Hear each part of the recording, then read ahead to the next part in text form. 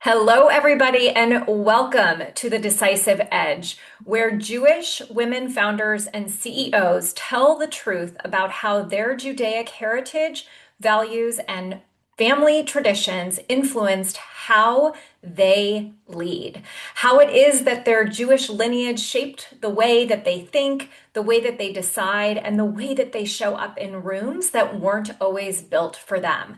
These are going to be real, raw, honest conversations about how our past generations have influenced us, how their legacies are impacting us, about the challenges and the strengths that come from knowing who it is that we are and where it is that we come from. So please, everybody, today I am joined by the amazing Lindsay Pinchuk. Please welcome her to the series. Hello, Lindsay. How are you? Hi, Wendy. Thank you so much for having me. Oh my gosh, I'm so excited for you to be here. And Lindsay and I have like less than 1 degree of separation, as of course we came to figure out and we were We chatting played a little about. JG before this. Exactly. Jewish geography is the best. So let me quickly just share a little bit about Lindsay. So Lindsay is an award-winning entrepreneur, consultant, and small business mentor who is among the less than 1% of female founders to successfully lead her company through an acquisition. And today she is the founder of an amazing community called Dear Founder, which also is a top 0.5% podcast and community that supports women business owners over 40. So, Lindsay, welcome so much for being here today. I'm super excited to have one of my 18 conversations with you so that we can talk about what shaped you when you were growing up, some things perhaps that you've unlearned, and what you've moved through to get here and to be as successful as you are. So, before we dive in, I would love for you to share a little bit about growing up, right? You're from Michigan. I'd love for you to share a little bit more about what that was like. What did being Jewish feel like in your house? Take us back to what life was like in your family. So, first and foremost, I want to say I am a proud member of the Detroit Jewish community, despite the fact that I live on Chicago's North Shore. And anyone who grew up in Detroit knows what I'm talking about. There is really nothing like the Detroit Jewish community. And I say that with experience. I've been to many Jewish communities I've visited, and they're all amazing, but Detroit is stand out. And in fact, I was on the phone with a friend of mine from first grade yesterday who lives in Atlanta, and she was telling me a story how she was invited to do something in their Jewish community. And she said, well, I am from Detroit. And they were like, oh, okay. So, I say that because it really is a very big piece of who I am. And even though I don't live in Detroit and haven't for most of my life, I do consider Detroit home. I do consider myself a member of the Detroit Jewish community even today. So, Detroit and growing up in Detroit, it's really a place built on heritage and tradition and legacy. And I will say that that is really what it was like growing up in my family. We were not the most religious of Jews. My family were Reform, and we weren't really we didn't practice. It was more about the tradition, and that tradition really largely came from my grandparents. And that just meant gathering for the holidays and doing certain things and eating certain foods. And everyone had their parts in the Passover Haggadah. And even today, like this past year, I led my first Seder and we got to the part and I was like, this is my grandma's part. And like, it was very, very much a childhood built on tradition. Growing up in Detroit, my family were founding members of Temple Shir Shalom. We were literally there from the ground up. My bat mitzvah was in an office space. It was like in like the makeshift building while they were building the actual temple. My brother got to have his bar mitzvah in the actual temple. So we were members of Shir Shalom. I went on the March of the Living, which was a very big and pivotal time for me that really kind of set the stage for a lot of what I do in my advocacy. And actually, even before that, my grandmother took my mom and I on the very first miracle mission from Detroit. It was the first time that they flew LL planes from Detroit to Israel. I was one of four kids on that trip. It was my bat mitzvah trip. So it was, a lot of very community focused. It's funny. I wasn't confirmed. I didn't go to like after my bat mitzvah, I stopped going. But um, I was very much a part of Temple Israel, even though Temple Shir Shalom was where we were members. A lot of my friends went to Temple Israel growing up, which unfortunately a lot of people know now based on what happened on March 12th of this year when there was a terrorist attack there. But I say this because it is really indicative of the Detroit Jewish community. Even though I wasn't a member there, Rabbi Josh Bennett to this day will introduce me and will say, but Lindsay Spolin, that's my maiden name, is Temple Israel adjacent. She used to come with her friends to Monday night school. Sometimes she would stay for the education. Sometimes she would just eat a piece of pizza and say hi. And that is really how this community was. And it is really different than a lot of other places in our country. It's so cohesive. It doesn't matter where you go to Sunday school or Hebrew school or where you go to camp.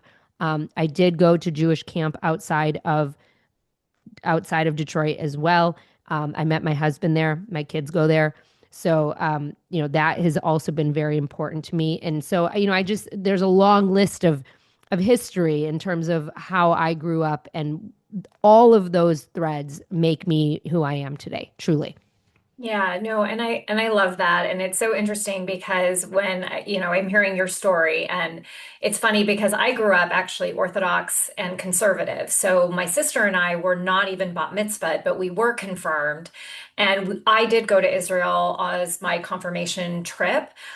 So it's interesting. I'm always fascinated to hear about how people grew up, but at the end of the day, I don't think it ever really matters if you're Reform, you're conservative, you're Orthodox. It doesn't matter. There's different traditions and different values and the different infused cultures within each of us, but at the same time, it all ladders back into sort of that same feeling and that same knowing I think that we all have. And I definitely can feel into the Jewish community in Detroit as we were talking about before. For those of you who know me, I am divorced, but my ex-husband's family is from that area as well. And every time I had been out there, you can definitely feel what that feels like. And I know as well, because I've observed it with myself. I've also observed it in so many other women that I have the privilege of having conversations with, is that even still growing up, a lot of us were observing, right? Observing what our grandparents were creating, how they were, I don't know about you, my grandmother was very much the matriarch of our family. Same.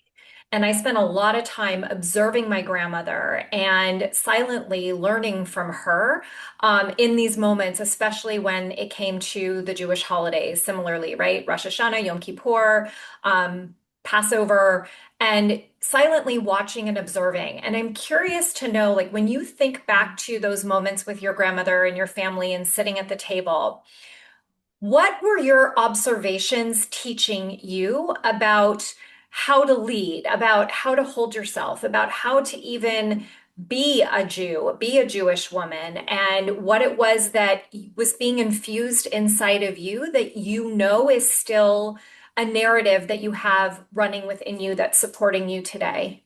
I have to be honest, like, I don't like, there wasn't that much in my family about like, this is how you are to be Jewish. Like it just wasn't really part of the conversation. It was more like, oh, we're going to grandma's for the holiday type of situation.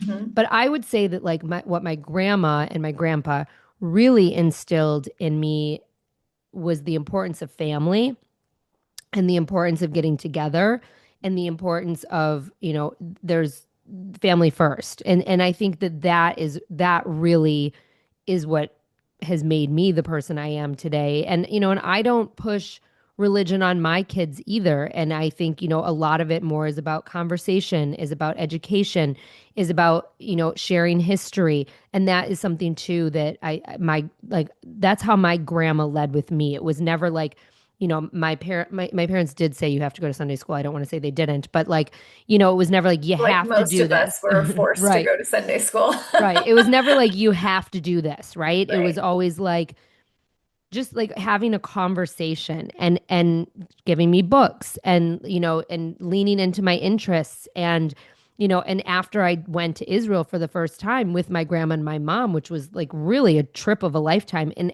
even I was 13 years old. Like I still remember a lot of it. And funny enough, I said I was one of four kids.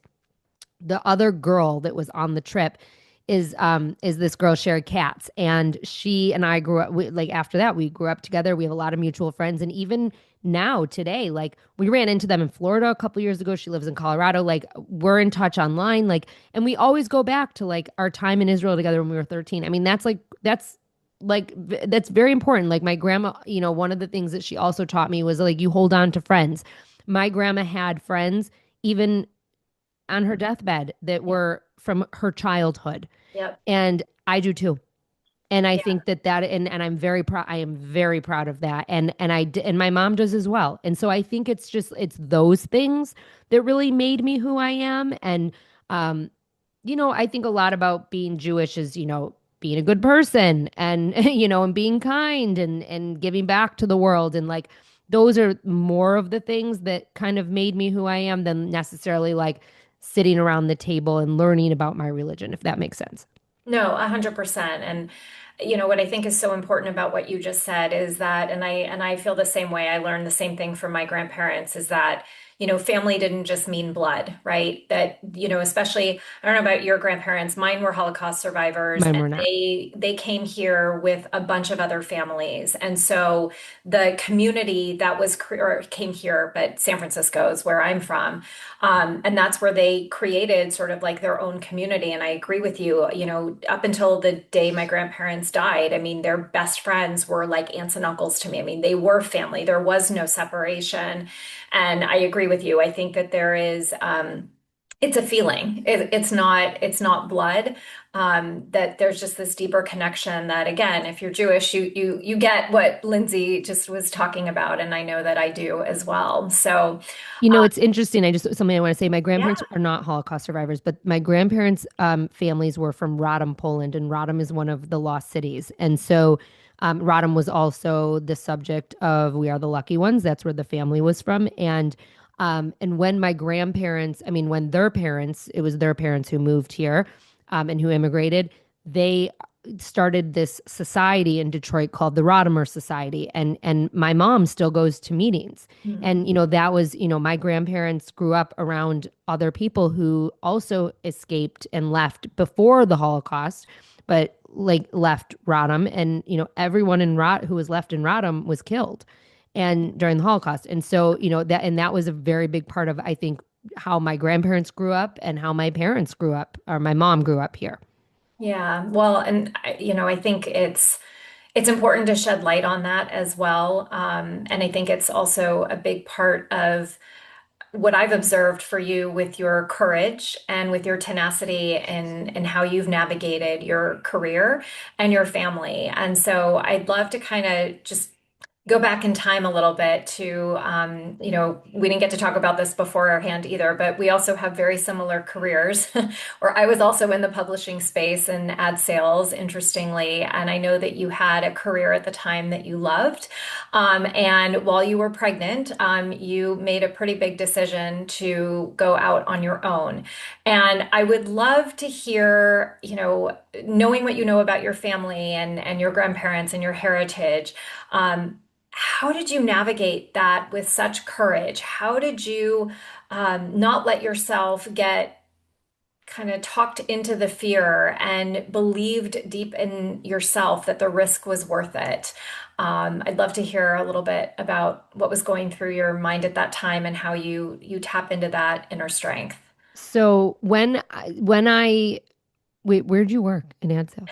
I worked at Entertainment Weekly at Oh, Time okay. Time Inc. Okay. So I Yep. worked at Timing for a minute, and then I was at Hearst for a long time. But so I had this job at Hearst that I loved. I worked at Good Housekeeping, and I was very good at it. And I wasn't looking to leave. And I was pregnant, and I needed some pregnant friends, and so I started hosting events, and that's eventually what became Bump Club and Beyond, my first company. And when I had my daughter, and when I was coming back to work, I had a new boss. I got a new boss right before I left on maternity leave. And my boss went from a dad of five who literally left me alone. And as long as I made my numbers, like if I needed something, I could call him. He was Right. Darren Mazuka. Shout out to him. He was literally the best boss I ever had in my whole life. And I went from that to a woman who I won't name. And she was like a recent divorcee, past her childbearing prime, and likely was not going to have kids, and literally held it against me. And when I came back from maternity leave, she said to me, I heard you have a side gig. And if I find out that you are doing that side gig on my time, there's going to be consequences. Essentially, that's what she said to me. Now, she was saying this to someone who had never missed their number, who had always exceeded their goal, who had been a really great employee. And it was a very big deterrent, right? I mean, I came home. What actually, she said this to me when I was still on maternity leave, which actually is illegal. And she should have been fired. But I said to my husband, like, I don't know, like this might not be like a good fit for me. So Right. we decided that I was going to go back to work for a little bit of time. We decided that I was going to go back and just make the best of it and get as much of my paycheck as possible because I was good at my job and I was making a lot of money. And it was clear she was going to make my life hell. And so, I said to my husband, and this is the lesson of the story. I said, what is the worst that happens? I leave and Bump Club doesn't go anywhere. Okay, so then I have to get a new job. And can I live with that? And the answer was yes. And, so I really just kind of thought to myself, and we decided like, there's not going to be another time. I have to seize this moment. This company, like people were like wanting to work with me. People were asking for more events and I loved it. And I also really wanted to be around for my daughter, flexibly. Like I was traveling a lot with work and whatnot. And so I was like, we have to seize this opportunity. And if I have to come back to the working place, I will, to the corporate environment, I will. The other interesting thing was that for about a year and a half after I left, I was constantly getting publishers reaching out to me being like, we have a job opening, or we have a maternity leave. Do you want to do the coverage on it? And so I was still kind of one foot in the door for a little bit of time. Even though I didn't take any of those opportunities, people were still aware that I was around. And Right. so, I don't know that it was necessarily courage. I think that it was really just like I wanted something. I wanted to see if I could make something of this opportunity, knowing that I could always come back if I didn't. And so that's really kind of what led me to make that decision. I also knew that I was not going to be happy working for this woman and I'd probably have to find a new job anyway. So it kind of all worked out and I left and I mean I never looked back, really. I never looked back. And I'm proud of myself that I did that. And I used the same litmus test after I sold my company and was working for the new company. Same thing. What's the worst that happens? Well, I have to find another job. If no one wants to hire me as a consultant, then I have to find another job. But, I think that it's believing in yourself. And like, I know that I'm not a half-asser on anything and that I would find a way. And I did. Yeah, no, I think it's amazing. I mean, God, my God, I'm like, I can go back to those feelings of having bosses like like that working in on the digital ad sales side, not, both at Time Inc. and then a couple of other places that I worked at. I can totally relate. And what I'm also hearing is that the universe was also sending you messages that there's backup, right? Like we've got you in case, right? And I think that you highlight something really important that, a lot of times I like to highlight a lot of times with my clients because we're not necessarily paying attention to it, which is that, whether it's your spirit guides or God or whatever it is that you call or what you believe in, but there are signs that we sometimes are not as conscious to of the universe being like, stay on the path and know we've got you, right? Like you had options. What I mean, what a blessing, right? And so I think a lot of times, like because we're just so in the zone, we sometimes don't even necessarily realize that, you're like, yeah, yeah, yeah, okay, but I'm good here. Yeah, yeah, yeah, I'm okay, but I'm good here. And instead of kind of poo-pooing it down to the side, it's like, oh, okay, there's the net, right? Like you've created that net because I mean, again, like everything in what you did, what I used to do, it's all about relationships. It's something that I know firsthand that you absolutely succeed in and you excel at. And it is something that, I also think like there's a level of belief and persistence, right? That you have. And I'm curious, like if you were to think about like a family member that, exudes those qualities, who would you say that person is? Like first thing that comes to your mind, first person. I mean, probably my grandpa. Like, I mean, really and truly, he was someone who it's so funny because he was so quiet. My grandpa, like, he would sit in a room and like not say a word, but like always thinking, like, I know his history. And during the Great Depression, like, he delivered newspapers to help his family make ends meet. I know, like, my grandfather gave up a scholarship for university to go work for Ford because he needed to provide for his family. And he didn't go to college. He was probably one of the smartest people you would ever meet. And he found a way to make himself successful. He really did. Like my grandpa was like the embodiment. I don't want to say of the American dream because he was American. He was born here, but um, he worked at Ford for 50 years and under a lot of anti-Semitism. He was passed up many times for promotions because he was Jewish. And he kind of stayed the course. He became an expert in paint. Like, so he was like this paint specialist at Ford. And, like I said, he was passed up many times for promotions, for raises, et cetera, et cetera. He learned what he needed to learn. He kept his head down and he ended up retiring very young. Like, I remember his retirement. So, I mean, it must have been 55 or 60 and I was young when he retired. After my grandpa retired, he had knowledge that no one else had. And Ford had to bring him back as a consultant and he got to name his price.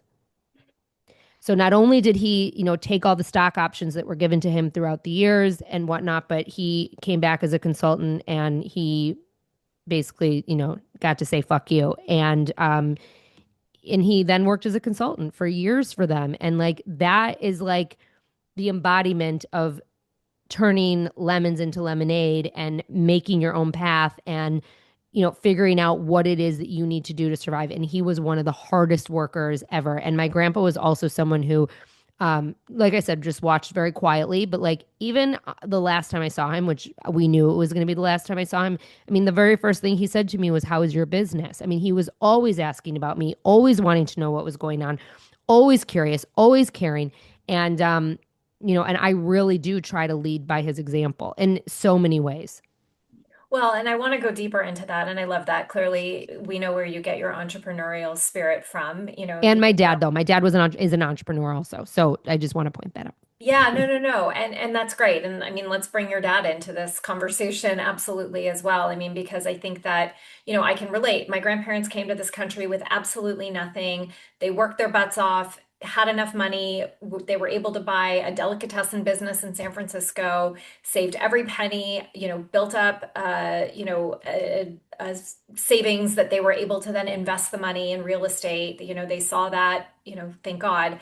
But I come from entrepreneurial grandparents. I come from entrepreneurial parents as well, similarly. And so, in observing that, and observing your dad, and observing your grandfather, how do you bring that legacy? I'm going to call it. Like, how are you bringing that legacy to life for not just you, but also for your daughters? Like, how are you leading through that example? So it is so important to me that I do lead by example. I mean, really and truly, like I think about when I make a lot of very controversial comments online, and I speak out about a lot of things, and I always do so with the thought of them in my head, Right. obviously, right?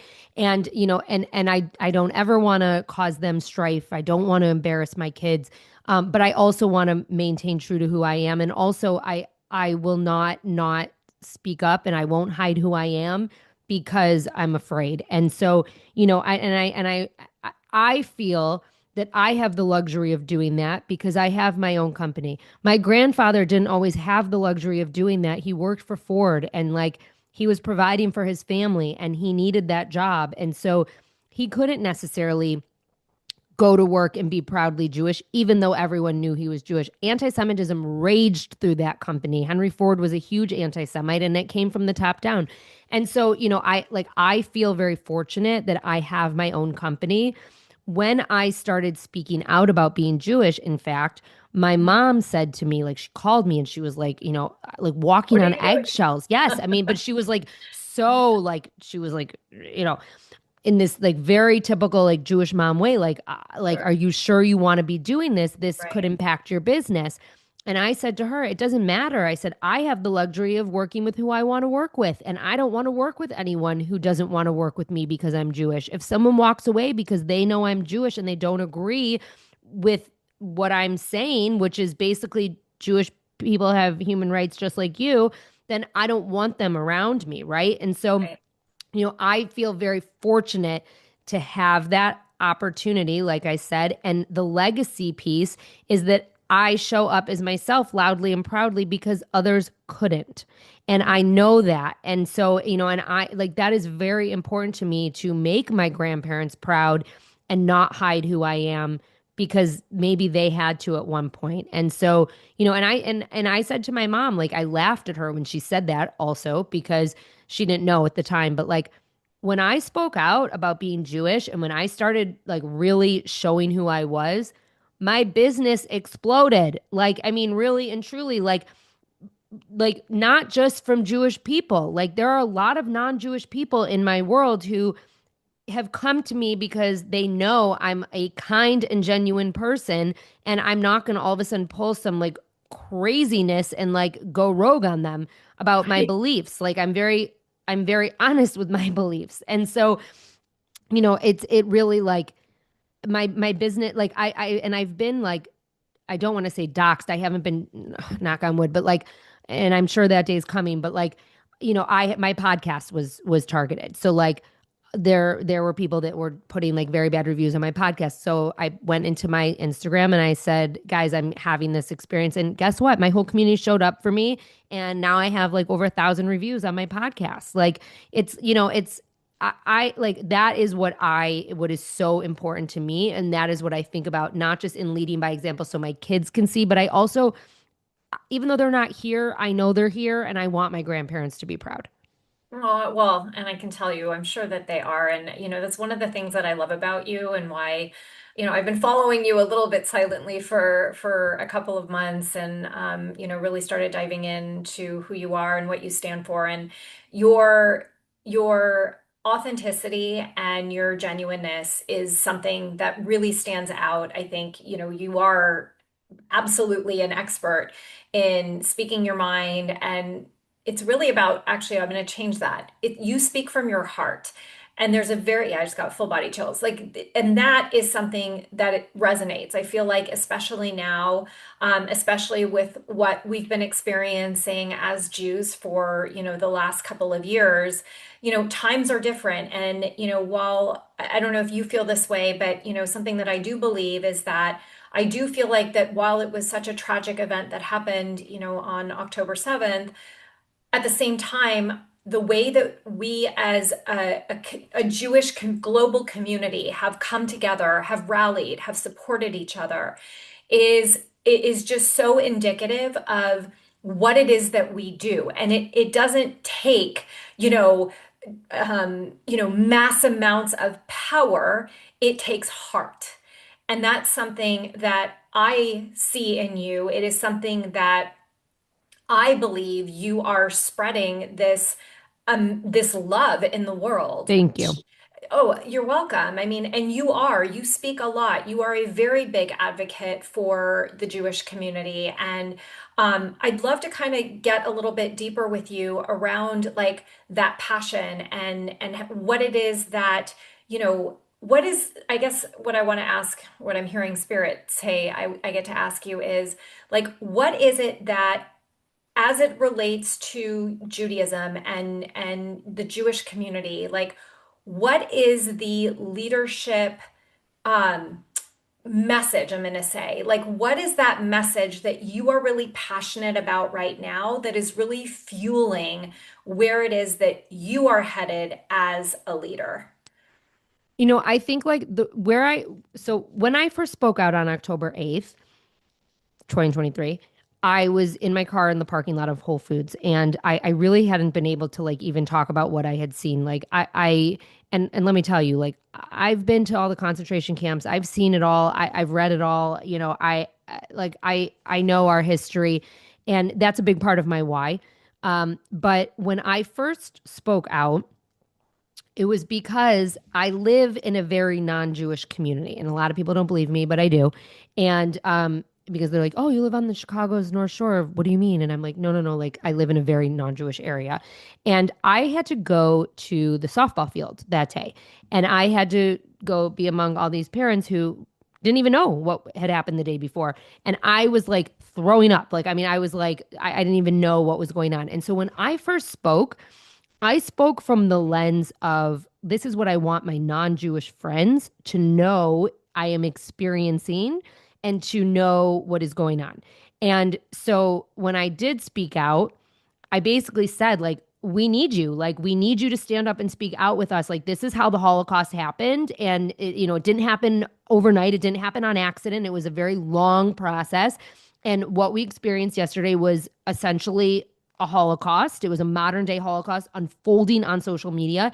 And your Jewish friends need your support. And like the connection I think that like people had with that message, like that's, I mean, I drove home in 7 minutes and 100,000 people had seen it. And that's, that was really when I started talking, and I haven't stopped. But to answer your question, like I want the Jewish community to know that number one, you have to be proudly Jewish, and you cannot hide who you are ever.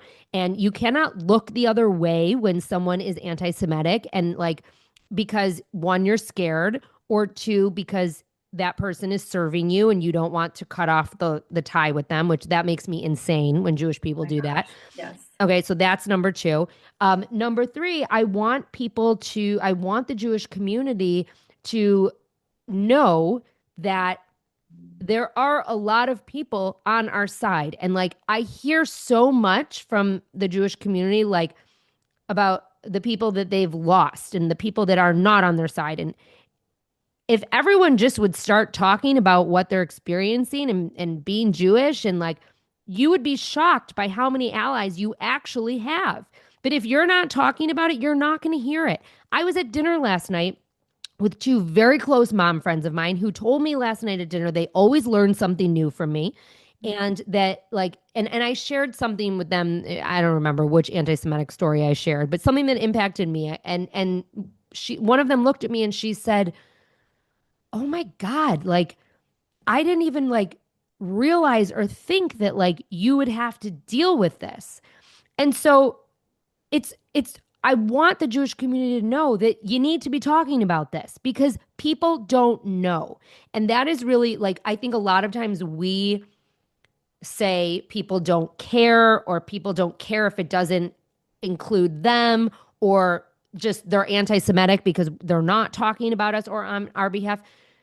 People really don't pay attention to things that don't involve them. They everyone's got so many things going on.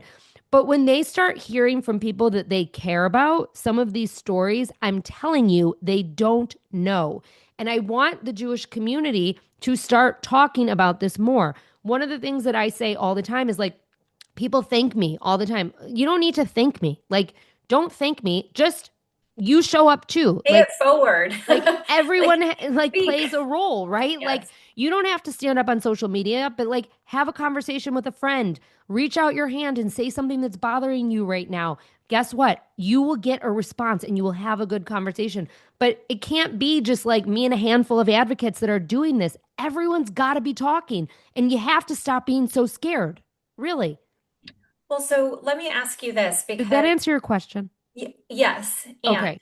um how like people listening, what is it that you like what is I don't want to say advice because I feel like that's super cheesy, but like what is one tip? What is something that you can instill in people that are listening around whether they are or they are not Jewish, right? This is going to hit people that are not Jewish. So, what is maybe two different tips that you can give to people listening today around how it is that we can, I'm going to say, raise the level of awareness, raise, and to me, that's raising the vibration of the planet. It's raising the frequency, getting that frequency higher into a love vibration, which is the highest. Like, what would you say to people listening right now on how they can contribute? Because every freaking person matters. Every person matters. Everyone has a role. And what I said to my friends last night is very, neither of them are Jewish, is very important. I said, I want you to know this is not a Jewish problem. I said, this is an American problem. It's a Western values problem. And I said, and you are going to experience this to some degree at some point too. And that is why it is important that you know. So, I think that's like a piece of it. But so, what I would say to someone who is not Jewish is ask your Jewish friends how they are and how you can support them. Just ask. Like I'm telling you, like it's. I think it's a very hard thing to think like that. Like that's weird for me to ask. It is not weird, and I'm telling you, any Jewish person that you ask that to will be grateful that you asked. So that is how a non-Jewish person can reach out their hand to a Jewish person and let them know I am here for you. Okay. On the converse, and I share this story a lot when I speak in like different arenas. So I kind of just said it before, but like reach out your hand. If you are Jewish, reach out your hand because people don't know. And so like what do I mean by that? And this is a real life example. When the hostages were being released during that like January to February period, my daughter was playing volleyball, and we had this carpool, and no one was Jewish. It was just me, and we were going to these like places in like downstate Illinois and Wisconsin where literally there were no Jews for miles. And every Saturday morning I had to get up and I had to like drive a carpool or go to a tournament. And I would have been up the whole night before because, as we know, they released the hostages on Shabbat. And so have been up all night. I was a mess. I was crying. I was watching all the videos and like so distracted. And so the very first time that there was a release, we were on our group chat talking about the carpool. And I said, all right, you guys, I said, please just pray that the hostages that are set to be released make it home okay tomorrow, please. And I'll see you at the tournament. I walked into the tournament and they both were like, what happened? Like, is everyone okay? And it really just took me saying that to let them know how important it was to me, to then start asking me questions that led to conversation, that led to me educating them, that led to these two women ultimately coming to watch my keynote like months later. And I think that and then there was another group of women that came to another one of my keynotes because they had heard about it. And Right. so I say this because again, we think that people don't know, or sorry, we think that people are being malicious and like self-absorbent, and they are being a little self-absorbent, but And they just don't no. know. And so Right. someone has to tell them. And you can tell them without being like an asshole. You can tell them without accusing them or pointing fingers. It's just reaching out your hand and sharing what's important to you. Yeah, I love that. I I think that is so important. And, the way that I always say it and kind of what I'm hearing you say is it's about leading with curiosity and inviting others to get curious about your experience. Because at the end of the day, everybody's having their own experience. And sometimes it takes asking a couple of other questions or even just proactively sharing what your experience is to invoke a conversation with other people where again it's really about it's spreading light. I mean, that's really what I keep seeing is that this is really about being able to spread your light. And Lindsay, yours is very bright in this world, and I have so enjoyed getting to know you. I mean, I have like a million other questions that I want to ask you, but I want to be cognizant of time. I also thought it would be kind of fun to close out with like some rapid fire questions. And if you'll play along with me, Yes, of got a course. couple of them. Okay. So, us Jews, we're all about the food, right? Food is very important. Food recipes get passed down in our family. So, what does your family make better, matzo ball soup or brisket? Um, I'm gonna go with Kugel, actually. Oh, I love Really and it. truly. Okay. Yes, I mean, I would say brisket though. If I had to answer that, Okay. I make brisket better than matzo ball soup for sure. Okay. I love it. What is one word that describes how you show up as a leader? Intentional. And what is the bravest thing that you ever did to date, I should Oh, say, I so don't know. far? Um, I don't know. Something's ringing. I'm sorry if you can hear it. No. The bravest thing, I have to be honest, like I don't consider any of this being brave. I really don't. Like that's not the lens I look through. Like I'm not scared. Like one of my friends asked me last night, like, do you get scared? I don't. Like I'm not. Like I don't consider this being brave. I mean, I consider this just being me. And so I don't know that I would like if you're referring to like my Jewish advocacy, I don't know that I would And I mean, if I were, I would say that's just that none of that's brave. It's just being me. I would say the bravest thing I ever did was I left my job, and then I would say the bravest thing I ever did was I left my job again after my company was sold. I mean, that was probably the bravest thing I did. I really had to come to terms with the fact that I was walking away and I was leaving something and there was no looking back and I left it and that was it. So that would probably be the bravest thing that I did. okay, I love that. And you get to say that, whatever your answer is, it's perfect. And then my last question for you is if you were to get a tattoo on your arm, what would it say? It's so funny that you ask me this because, and this is a good story. I know it's supposed to be a rapid fire, but this is a good story. So, I was sitting in and I think you'll like this based on just everything you do. I was Yeah. sitting in the cafe at the Aria Hotel, like right after October 7th. It was like January, and this girl came up to me. I was there for work, and this girl came up to me and she said, "Are you Lindsay from Instagram?" It was so weird. It was the first time that that's ever happened to me, and now it happens, but like then it was like new. And so I said, "Yeah." I said, "I am." And she said, "Oh my God, like my family, we love you. My sister-in-law loves you."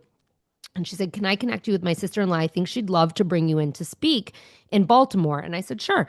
So fast forward, I get this text or email, whatever, from this woman, Dory Chait. And Dory lives in Baltimore, and she was the very first person that asked me to come speak to a community in the Jewish advocacy space. So like, shout out to Dory. Like, Dory gave me a chance. She was like, "I want to hear from you.